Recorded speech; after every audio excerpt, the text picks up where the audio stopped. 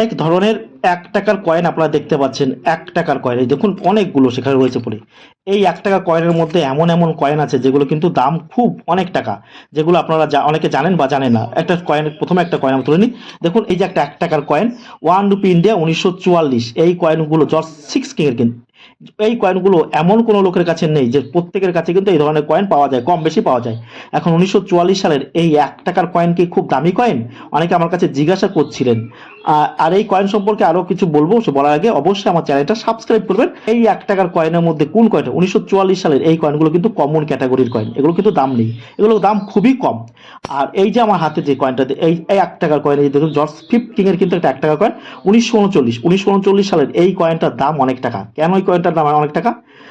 কারণ আপনারা জানেন 1938 থেকে 1939 সালে দ্বিতীয় বিশ্বযুদ্ধ শুরু হয়েছিল। দ্বিতীয় বিশ্বযুদ্ধ শুরু হওয়ার পর জন্য সোনা, রূপো এবং তামা প্রভৃতি ধাতুর দাম কিন্তু প্রচুর পরিমাণে বাড়তে থাকে, যার ফলে কিন্তু এই কয়েনটা যুদ্ধের জন্য ব্যস্ত থাকার জন্য এই কয়েনটা কিন্তু খুব কম পরিমাণে তৈরি করা হয়েছিল, অর্থাৎ প্রিন্ট করা হয়েছিল।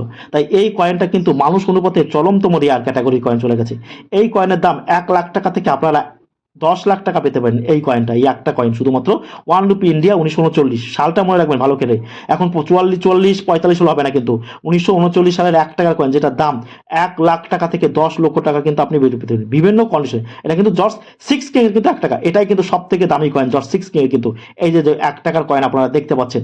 আবার এই যে কিছু কয়েন রয়েছে, যেমন এই কয়েনটা যদি আপনারা বলেন 1940 সালে, এটা কি দামি? না, এটা কিন্তু দামি না, এগুলো কমন ক্যাটাগরি। এগুলো 300, 400, 500, 600 টাকা প্রতি পিস বিক্রি হয়। তেমনি এই কয়েনটা কিন্তু দামি। আর 1938 সালের ওই এই কয়েনটাও কিন্তু দামি আছে, 1938 আর 1939। সব থেকে 1939 সালের কয়েনটা সব থেকে বেশি দামি।